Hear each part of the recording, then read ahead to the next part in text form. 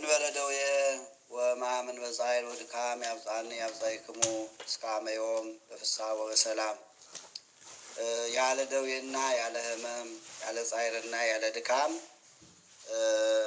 በሰላም ለብርሃነ ትንሣኤው ያድርሰን።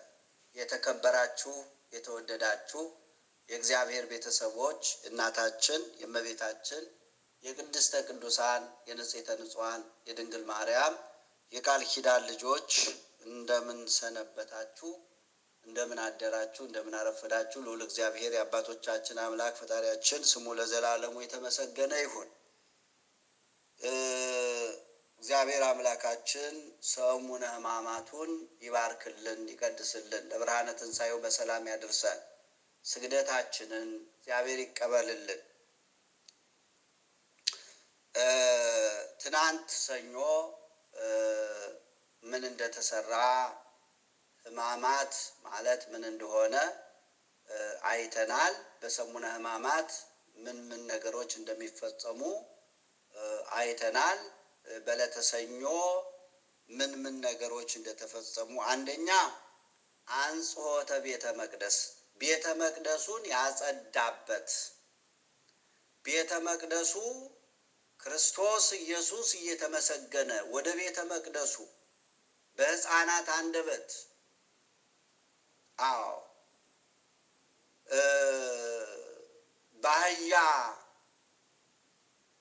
በአህያይቱ ላይ ተቀምጦ በአህያ ውርንጭላ ላይ ተቀምጦ ቤተ መቅደሱን ሲዞር ቤተ መቅደሱን ዙሮ እየተመሰገነ የቢታንያ ድንጋዮች ሳይቀሩ ሲያመሰግኑ ጸሐፍት ፈሪሳውያን ደግሞ ዓይናቸው ደም ለበሰ። ለምን ይሆናል? ይህ ሁሉ ምንድን ነው? ይህ ሁሉ ሕዝብ ምንድን ነው አሉ። የምስጋናው ባለቤት እግዚአብሔር በሕፃናት አንደበት አንደበታቸውን በምስጋና ከፈቱ፣ በዝማሬ ከፈቱ። ሆሳዕና በአርያም እያሉ የምስጋናው ባለቤት ለሱ ለራሱ ምስጋናውን አቀረቡ። አይሁድ ቀኑ። ይህ ሁሉ ምንድን ነው አሉ።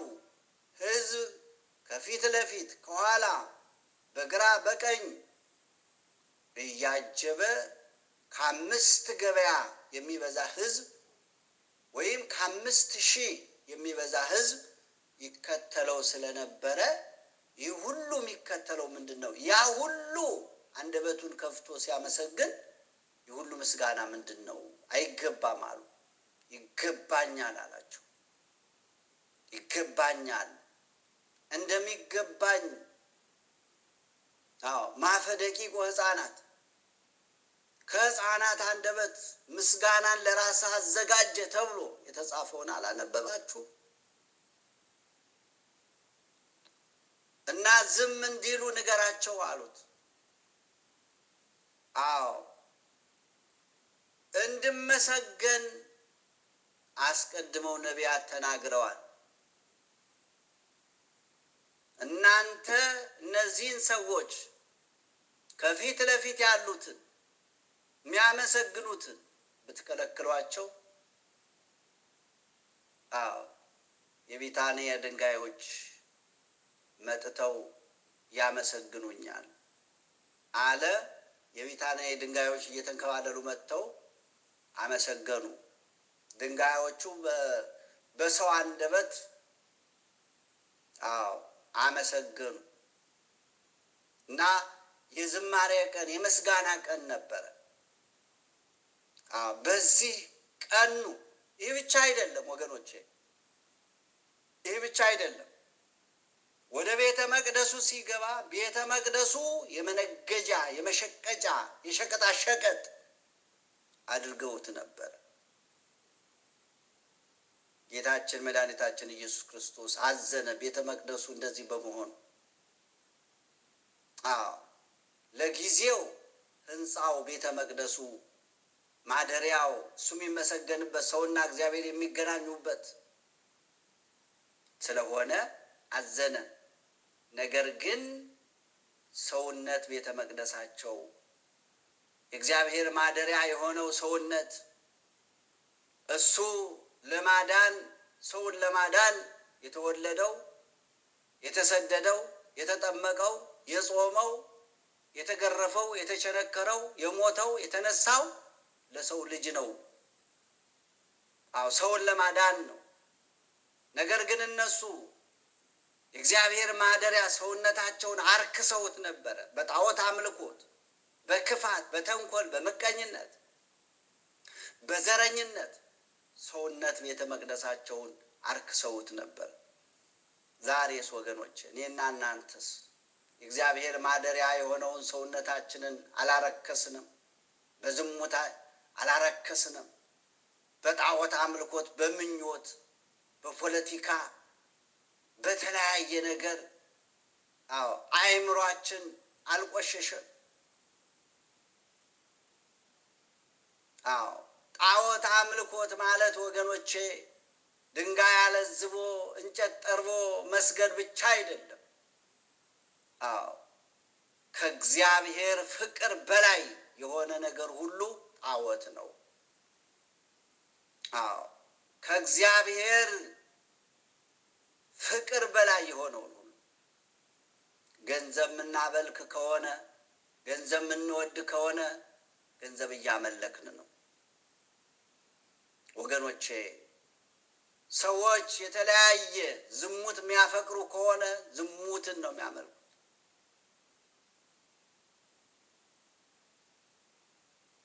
ከእግዚአብሔር ፍቅር በላይ የምናደርገው ሁሉ ጣዖት ነው። ከእግዚአብሔር የሚለየን ነገር ሁሉ ጣዖት ነው ወገኖቼ። እና ስለዚህ በዚህ ዕለት ሲመሰገን ውሎ ቤተ መቅደሱን በእንደዚህ ሁኔታ ነበረ። ሰኞ አንጽሖተ ቤተ መቅደስ፣ እሁድ ሲመሰገኑ አለ። ነገር ግን ሰኞ ደግሞ ቤተ መቅደሱን አጸዳ። ይሄ ቤት የአባቴ ቤት ነው፣ የምስጋና ቤት ነው፣ እኔ የምመሰገንበት ቤት ነው። ባለስልጣኖቹን፣ ሊቃነ ካህናቱን፣ ትላልቆቹን፣ ሹመኞቹን ሁሉ እያስወጣ አጸዳና ይሄ ቤት የምስጋና ቤት ነው፣ የአባቴ ቤት ነው፣ እናንተ ግን የወንበዴዎች ዋሻ አደረጋችሁት አለ። ዛሬስ ወገኖቼ አባቶቻችን ሊቃነ ጳጳሳቱ፣ ኤጲስቆጶሳቱ፣ ቀሳውስቱ፣ ቆሞሳቱ፣ ካህናቱ ቤተ መቅደሱን እየጠበቁት ነው። ቤተ መቅደሱ ዛሬ መነገጃ አልሆነም። ለጊዜው ይሄ ነው። መጨረሻው ግን ምስጢሩ ግን ቤተ መቅደስ ሰውነታቸውን መነገጃ፣ መሸቀጫ፣ የምናምንቴ መሰብሰቢያ አድርገውት ነበረ።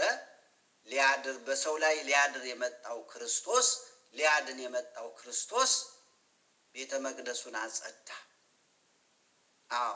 በሰው ሕይወት ላይ ነግሰው የነበሩት እነዚህ ጣዖት አምልኮት፣ ጥላቻ፣ ክፋት፣ ተንኮል እነዚህን ሁሉ አስወገደ ይላል። ክብር ምስጋና ይግባ ወገኖቼ። ሰኞ አንጽሖተ ቤተ መቅደስ ይባላል። ይህንን ነው ትናንት ያየ ነው። ሌላው መርገመ በለስን ኢየሱስ ክርስቶስ ቢታንያ ላይ አድሮ ወደ እዛ ሲመለከት በለስ አየ። በለሲቱ ሲመለከት ፍሬ አገኛለሁ ብሎ ነበረ፣ ፍሬ ግን አጣባት ይላል። አሁን ኢየሱስ ክርስቶስ ርቦት ተራበ ነው የሚለው። ተራበ። በትንቢተ ኢሳይያስ ምዕራፍ 64 ላይ እግዚአብሔር አይራብም፣ አይጠማም፣ አይደክምም ይላል። አያችሁ? ማይራበው እግዚአብሔር ተርቦ የሚራብ ሆኖ የሚጠማ ሆኖ የሚደክም ሆኖ ነው የመጣው። ለምን? ደካማ ስጋን ተዋህዷል፣ ሰው ሆኗል። እና ስለዚህ አሁን በለስ ፍለጋ አይደለም ኢየሱስ ክርስቶስ 5,000 ገበያ ወይም ከ5,000 የሚበዙ ህዝቦች ህብስት አበርክቶ 5 እንጀራና 2 ዓሣ አበርክቶ የመገበ እግዚአብሔር ተራበ ሲባል እንዴት አይደንቅም ይላል ዮሐንስ አፈወርቅ። እንዴት አይደንቅም? የውቅያኖስ ባለቤት ውሃ ተጠማ ሲባል እንዴት አይደንቅም?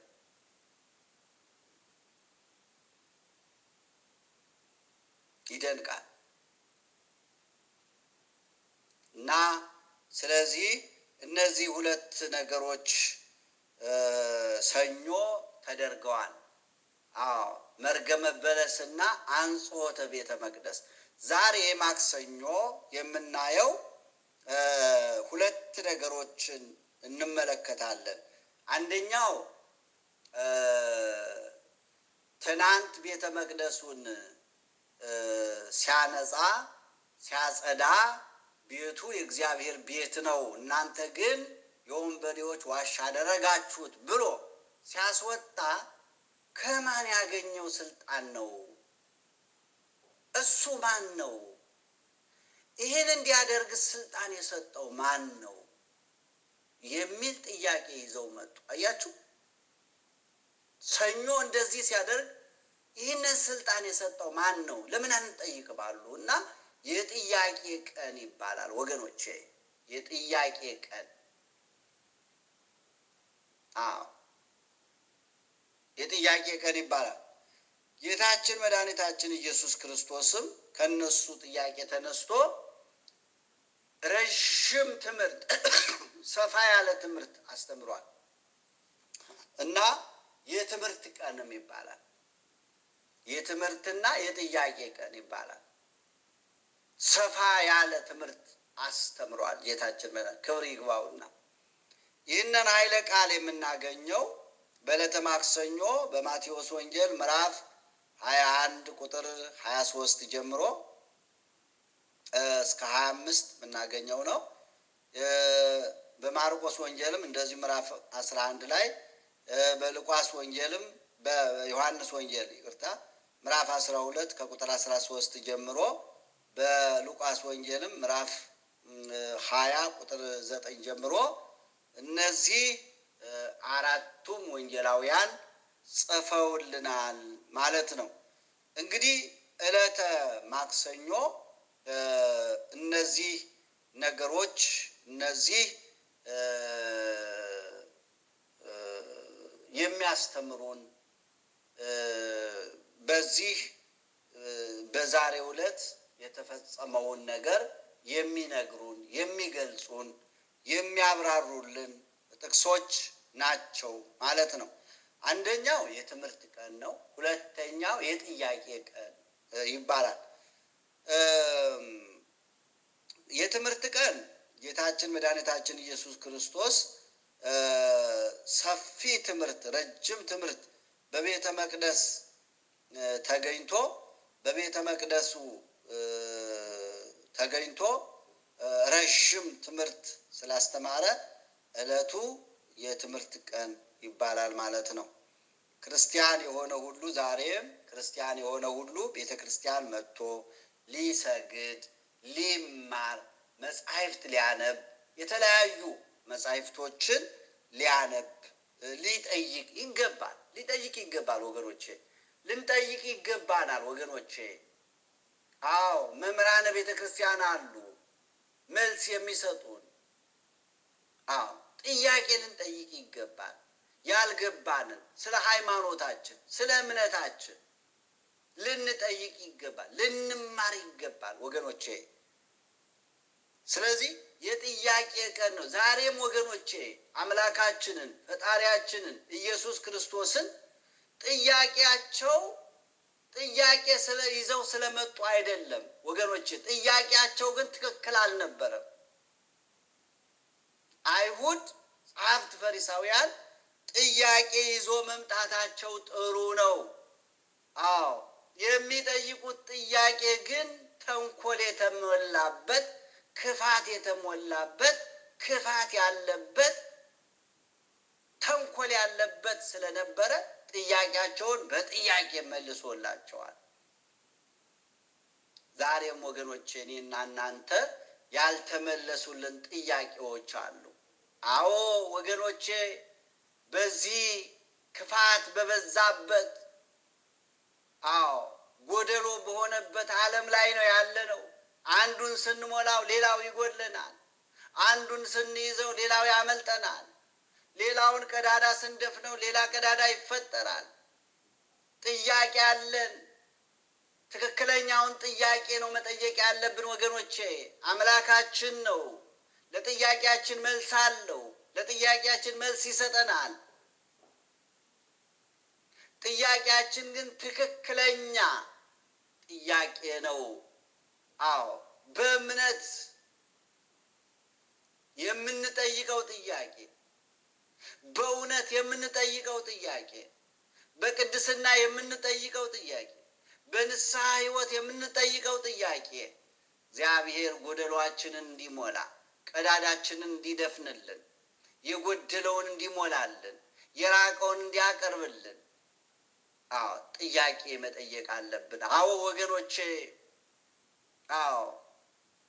ትዳር የሌላችሁ ትዳር እንዲሰጣችሁ፣ ትዳር ይዛችሁ ደግሞ ልጅ ያላገኛችሁ ልጅ እንዲሰጣችሁ፣ ጤና የሌላችሁ በአልጋ ቁራኛ በደዌ ዳኛ የተያዛችሁ ወገኖቼ፣ ህመም ያለባችሁ ህመማችሁን እንዲያስወግድላችሁ ጥያቄ አለን ወገኖቼ። እያንዳንዳችን ብዙ ጥያቄ አለን፣ ብዙ ጎደሎ አለን። የጥያቄ ቀን ነው። ማንን ነው የምንጠይቀው? ምን አይነት ጥያቄ ነው የምናቀርበው?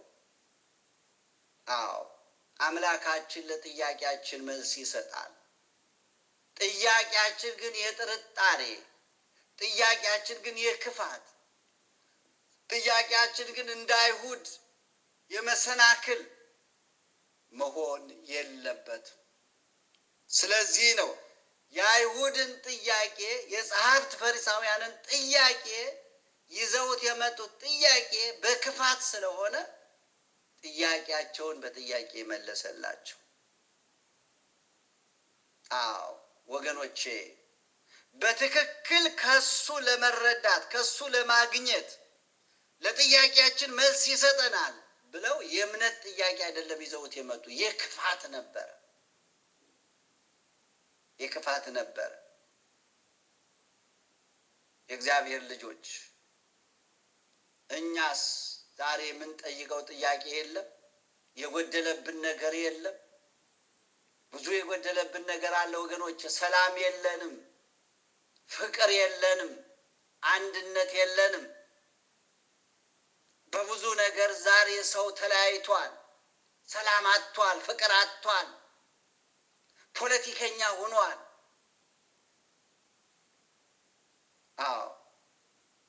ክርስትናውን ትቶ በ40 በ80 ቀን የተወለደበትን ዳግም የተወለደበትን ክርስትና ትቶ ወገኖቼ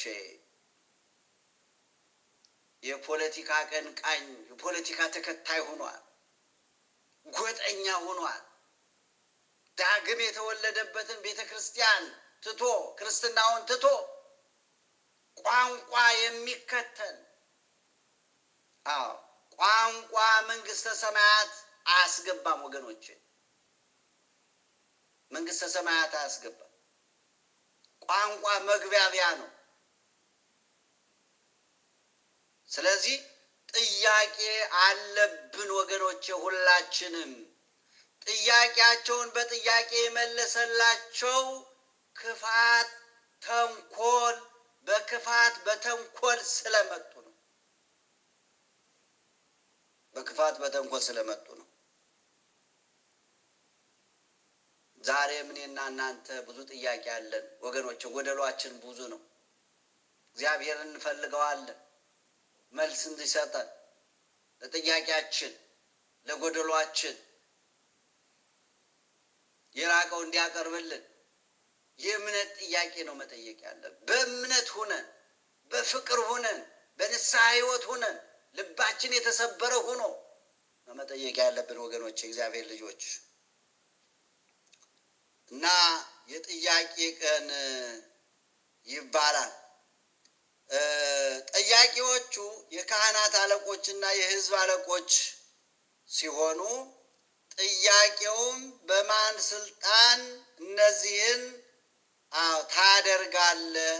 ይህንስ ስልጣን የሰጠ ማን ነው የሚል ነበረ። በጣም የሚገርም ነው ወገኖች። አምላካቸውን እኮ ነው፣ ፈጣሪያቸውን እኮ ነው፣ ሰማይ ዙፋኑ የሆነውን እኮ ነው፣ ምድር የእግሩ መረገጫ የሆነችውን እኮ ነው፣ በኪሩቤል ላይ ተቀምጦ የሚመሰገነውን እኮ ነው። በማን ስልጣን ነው? ይህንን ስልጣን የሰጠ ማን ነው አሉት። ስልጣኑ እኮ የራሱ ነው፣ ከማንም ያመጣው አይደለም። ሁሉን ማድረግ ይቻለዋል ወገኖቼ። ሁሉን ማድረግ የሚቻለውን እግዚአብሔርን በማን ስልጣን ነው? ይህንን ስልጣን የሰጠ ማን ነው አሉት።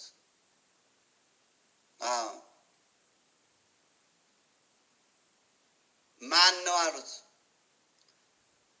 ይህ ጥያቄ ጌታችን ሰኞ ዕለት ሁለት ነገሮችን ማከናወኑ ተከትሎ የተነሳ ጥያቄ ነው ይላል። ቅድም እንዳልኳችሁ ይህም ጌታችን ሲያደርጋቸው የነበሩ ታምራትና ድንቅ ድንቅ ስራዎች የካህናት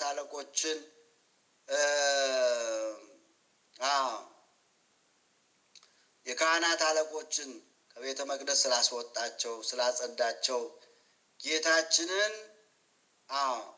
ከሮም መንግስት ባለስልጣናት ጋር ለማጋጨት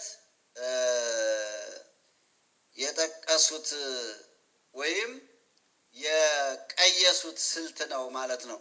ጌታችን በቤተ መቅደስ የነበሩትን ነጋዴዎችን አባሯል።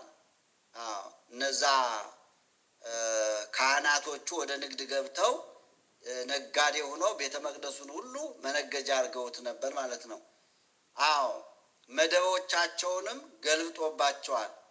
ነጋዴን ማባረርና መበተን ማስለቀቅ መንግስታዊ ስራ ነው የሚል ነው። ፖለቲካ ውስጥ ነው የገቡት። አያችሁ፣ ይሄ መንግስታዊ፣ ይሄ የፖሊስ፣ ይሄ የባለ ስልጣኖች ስራ እንጂ ይሄ የመንፈሳዊ ሰው ስራ አይደለም የሚል ፖለቲካ ይዘት ያለው ነገር ይዘው መጡ።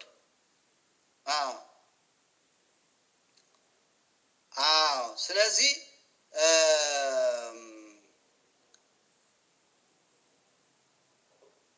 ጌታችን መድኃኒታችን ኢየሱስ ክርስቶስ የፈሪሳውያን ጠማማ ሐሳብ ጌታችን ምን አለ? ይህንን መንግስታዊ ስራ ነው ጌታችን በራሴ ስልጣን ቢላቸው ጸረ መንግስት አቋም አለው በማለት ከሮማ መንግስት ዘንድ ከባለስልጣኖቹ ጋር ለማጣላት ከንጉሱ ጋር ማለት ነው። እቅዳቸው ይሄ ነበር። በራሴ ስልጣን ነው፣ እኔን ማን ያዘኛል? ያደረኩት በራሴ ስልጣን ነው ቢላቸው ከባለስልጣኖቹ ጋራ ከመንግስት ጋራ ለማጣላት ማለት ነው። ይህንን እቅዳቸውን እሱ ያውቃል። ማይምረ ህዋት ነዋ። ሌላው ጌታችን የፈሪሳውያንን ጠማማ ሐሳብ ስለሚያውቅ የዮሐንስ ጥምቀት ከየት ነው? ከሰማይ ነው ወይስ ከምድር ሲል ጠየቃቸው ማለት ነው። አሁን ጥያቄውን በጥያቄ ይባላል። ጥያቄውን በጥያቄ መለሰላቸው። በራሱ ስልጣን እንደሚያደርግ ራሱ ያውቃል፣ እነሱም ያውቃሉ። ግን በተንኮል ነበር የመጡት። በተንኮል ይህንን ጥያቄ ስንጠይቅ በራሴ ስልጣን ነው ካለን ከመንግስት ጋር እናጋጫለን። ተመልከቱ፣ እንዲህ ያሉ ተንኮል ለስጋ ያደሩ ሰዎች እንደዚህ ናቸው ወገኖቼ። ዛሬ ፖለቲካውን ታዩታላችሁ ወገኖቼ። አዎ በቤተ ክርስቲያናችን እንኳን ሳይቀር ዛሬ ፖለቲካው ገብቶ የሚዋዥቀው ተመልከቱ። ቤተ ክርስቲያኒቱን ከአንዱም ጋር እያላተመ ተመልከቱ። አሁን ሲኖዶሱ ጳጳሳቱን በማያውቁት ባልገባቸው ነገር ፖለቲከኞቹ ገብተው እርሶ እኮ እንደዚህ ቢሉ፣ እርሶ እኮ እንደዚህ ቢያደርጉ፣ ይህንን ቢናገሩ ምንም አያውቋቸውን ተመልከቱ። ልክ ጀብድ መስሏቸው ወጥተው አደባባይ ላይ ያልሆነ ቃል ይናገራሉ። አባ ገሌ እንደዚህ ብሎ ተናገሩ ይባላል። በማያውቁት ባልገባቸው ነገር። ስለዚህ ተንኮለኞች ናቸው። ዛሬም የምናየው ወገኖቼ እንደዚህ ነው። ዛሬም በቤተ ክርስቲያናችን ተሰግስገው የገቡ ሆዳሞች፣ ሆዳቸውን የሚያመልኩ፣ ስልጣን የሚፈልጉ፣ ገንዘብ ብቻ የሚፈልጉ፣ የቤተ ክርስቲያኗን ሕልውና የማይጠብቁ ብዙ ሰዎችን እንመለከታለን። እና ይህንን ነው ወደዚህ እያላተሙ ቤተ ክርስቲያኗን ከአንዱ ወደ አንዱ እያላተሙ ዛሬ መጨበጫ ምንይዘው ነገር ያጣ ነው። ይሄ ነው ወገኖቼ። አባት አሳጥተውናል እኮ። ታማኝ ካህን እኮ አሳጥተውናል እኮ ወገኖቼ። ሊቃነ ጳጳሳቱን እኮ አሳጥተውናል እኮ ወገኖቼ። ባልገባቸው በማይገባቸው እንትን እንደዚህ ናቸው። ስለዚህ ጌታችን ግን ስላወቀባቸው ይዘውት የመጡት ጥያቄ ፖለቲካ ያለበት ስለሆነ በተንኮል ስለመጡ ጥያቄውን በጥያቄ እሱ ደግሞ ለጥያቄያቸው መልስ ሳይሰጣቸው ጥያቄ አነሳባቸው። ጥያቄው ግን መልሳቸው ነበር ለነሱ ማለት ነው። በጣም የሚገርም ነው። የዮሐንስ ጥምቀት ከየት ነው? ከሰማይ ነው ወይስ ከምድር ሲል ጠየቃቸው። ጌታችን መድኃኒታችን ኢየሱስ ክርስቶስ ፈሪሳውያን ላቀረቡለት ጥያቄ ቀጥተኛ ምላሽ አልሰጠም ይላል።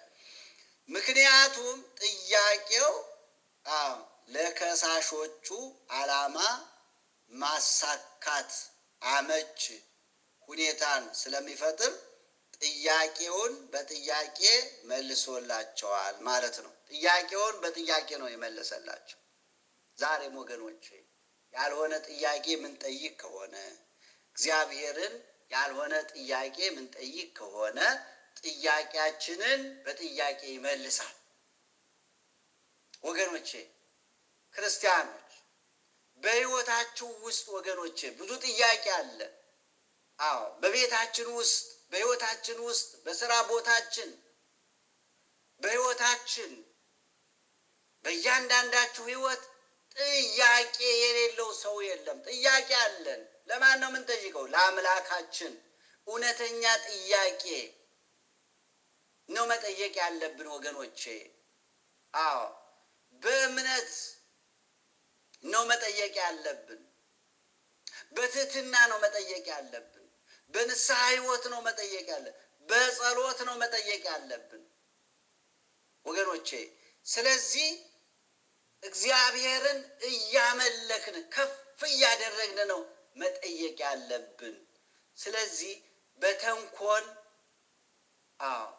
ጥያቄያችንን ተንኮል ያለበት ከሆነ ግን ጥያቄውን በጥያቄ ይመልስልናል። ወልደ አብ ወልደ ማርያምነቴን ታውቂያለሽ? አውቃለህ? ቤተ ክርስቲያን አልተከልኩልህ? ደሜን አፍስሼ ስጋዬን ቆርሼ በቀራንዮ ተሰቅዬ ሙቼ ተሰቅዬ አላዳንኩ? የንስሐ ሕይወት አልሰጠሁም? በዚህ ዓለም ካህናትን የሚያስተምሩ መምህራንን አልሰጠሁሽም? ይላል ወገኖቼ። ጥያቄውን በጥያቄ ነው የሚመልስልን አምላካችን። ስለዚህ ያልሆነ ጥያቄ እንዳንጠይቅ እንጂ በሕይወታችን ብዙ የሚያስጠይቁን ነገሮች አሉ። ስለዚህ ነው ወገኖቼ፣ ስለዚህ ጥያቄውን በጥያቄ መለሰላቸው ማለት ነው። መልሶላቸዋል። እነርሱም ከሰማይ ነው ቢሉት ለምን አላመናችሁበትም? እንደዚህ አሉ። ከሰማይ ነው ብንል ለምን አላመናችሁም ይለናል። ወይም እንዳይላቸው ከሰው ነው ቢሉት ደግሞ ሕዝቡ ዮሐንስን እንደ አባት እንደ መምህር ይፈሩት እንደ አባት ይፈሩት እንደ መምህር ያከብሩት ስለነበር ሕዝቡ እንዳይጣላቸው ስለፈሩ ከወዴት እንደሆነ አናውቅም ብለው መለሱለት ማለት ነው። ከወዴት እንደሆነ አናውቅም አሉ። የዮሐንስ ጥምቀት ከሰማይ ናት ወይስ ከምድር ነው? በሉ ይህን መልሱ አላቸው። ጥያቄውን ይዘውት የመጡት ጥያቄ የተንኮል ስለሆነ ጥያቄውን በጥያቄ መለሰላቸው ማለት ነው።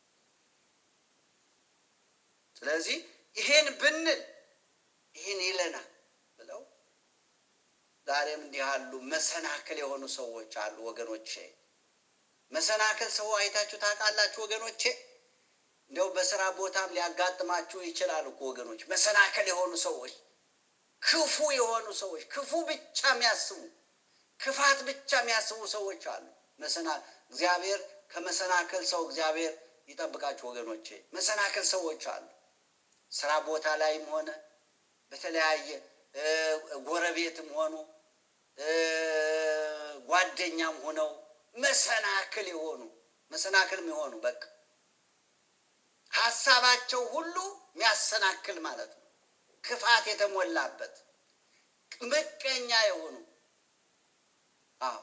ምቀኛ የሆኑ ወንድማቸው ሲያገኝ ወንድማቸው ሲደሰት የማይደሰቱ፣ እህታቸው ስትደሰት የማይደሰቱ መሰናክል የሆኑ ሰዎች አሉ።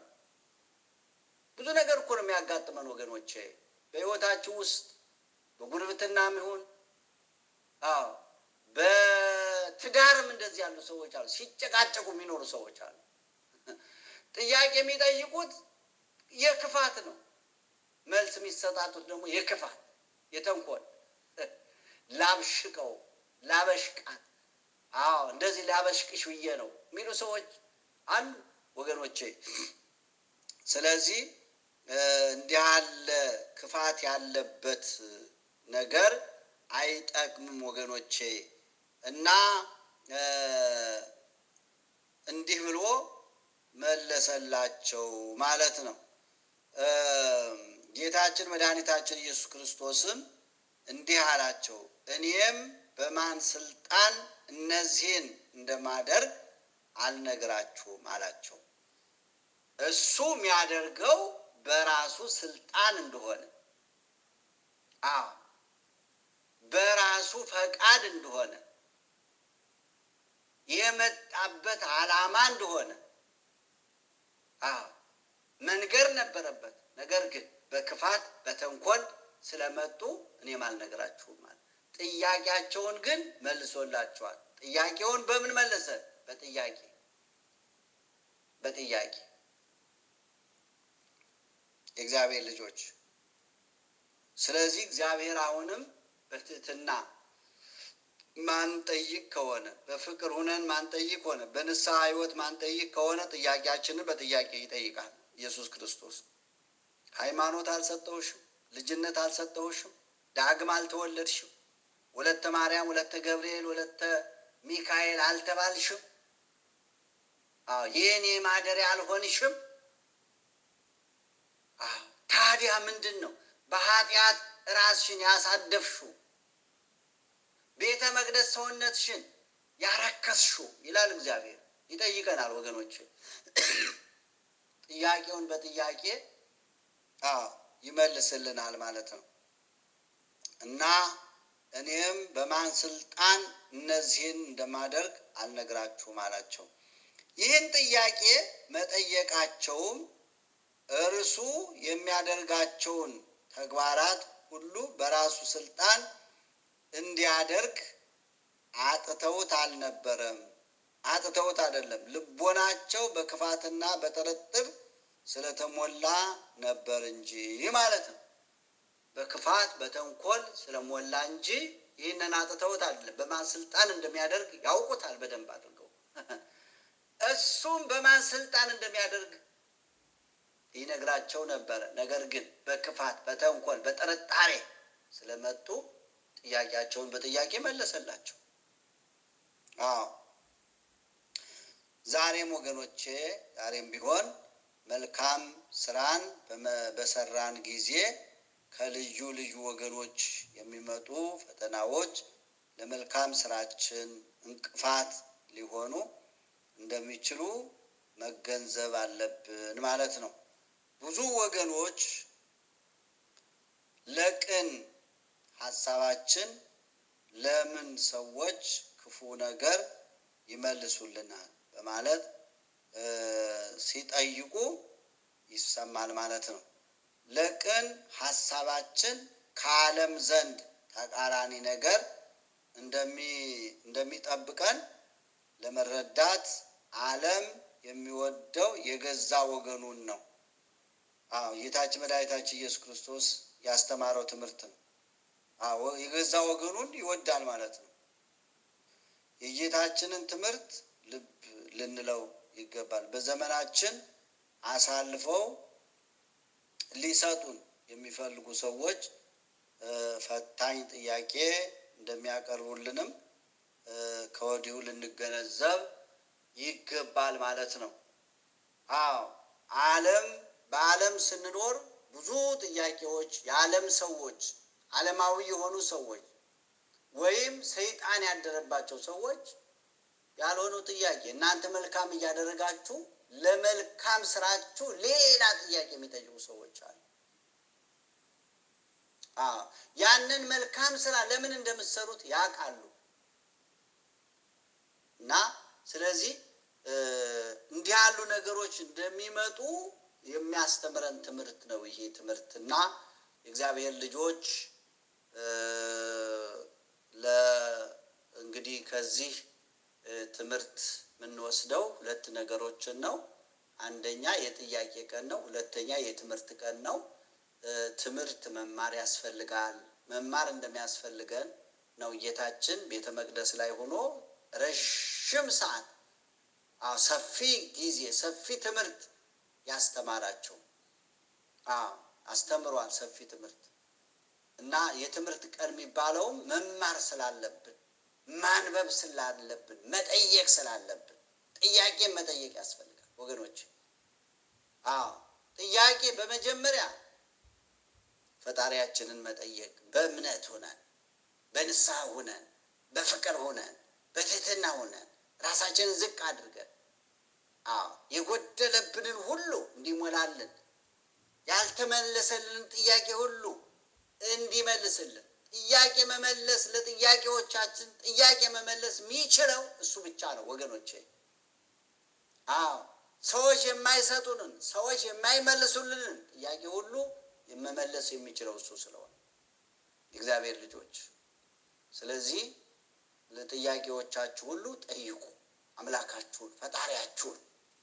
በተለይ በዚህ በስደት ዓለም ያላችሁ ወገኖቼ ፈጣሪያችሁን አውቃችሁ ተረድታችሁ አምላካችሁን ፈጣሪያችሁን የምታመሰግኑ፣ የምትጾሙ፣ የምትጸልዩ፣ የምትሰግዱ፣ እግዚአብሔርን ተስፋ አድርጋችሁ የምትኖሩ ክርስቲያኖች ጥያቄ መጠየቅ አለባችሁ። በጎደሎ ዓለም ላይ ነው የምንኖረው። ዓለም ሁልጊዜም ጎደሎ ነው ወገኖቼ። የሞላ ዓለም አይደለም፣ ጎደሎ ነው። ስለዚህ ጎደሎ ዓለም ደግሞ ሁልጊዜ ጥያቄ ይጠይቃል ማለት ነው። ጥያቄ አለብን። አምላካችንን እንዴት መጠየቅ እንዳለብን ግን ማሰብ ያስፈልጋል እና መልስ መስጠት የሚችለው ደግሞ እሱ ነው እና የትምህርት ቀንና የጥያቄ ቀን ነው። ጥያቄያችንን ወደ ፈጣሪያችን መጠየቅ፣ ትምህርት ደግሞ መማር ያስፈልጋል። ያልገባንን ደግሞ መምህራኖቻችንን መጠየቅ ያስፈልጋል ማለት ነው። ስለነበረን ጊዜ ሁሉ የአምላካችን ስም የተመሰገነ ይሁን። ያስተማረን፣ የመከረን፣ የገሰጸን የአባቶቻችን አምላክ ፈጣሪያችን ይክበር ይመስገን። በዓሉን የበረከት በዓል ያድርግልን። ያላችሁበት ሰላማችሁን ያብዛ። ሀገራችን ኢትዮጵያን ሰላም ያድርግልን። ሀገራችንም ራሷ ጥያቄ ያላት ዛሬ ጥያቄ አላት። አዎ ለአምላኳ ለፈጣሪዋ ኢትዮጵያ ታበጽደውያ ኢትዮጵያ እጆቿን ወደ እግዚአብሔር ትዘረጋለች። ዛሬ እየጠየቀች ነው ወገኖች። ጥያቄ አላት ሀገራችን፣ ሰላም አታላት። አዎ ልጆቿ እርስ በርሳቸው እየተበላሉ እየተገዳደሉ እየተነካከሱ ዛሬ ልጆቿ ሰላም አጥተዋል። ጥያቄ አላት ሀገራችን ወገኖቼ። ቤተክርስቲያን ጥያቄ አላት። እናት ሀገራችን ጥያቄ አላት። ዛሬ ሀገራችን ሰላሙን ይዘዝልን። ለብርሃነ ትንሣኤው ሁላችንን በሰላም ያደርሰን። እንበለ ደዌሁ ሕማም ወለጻዕር ወድካም ያብጽሐነ ያብጽሕክሙ እግዚአብሔር እስከ አመ ዮም በፍስሐ ወበሰላም።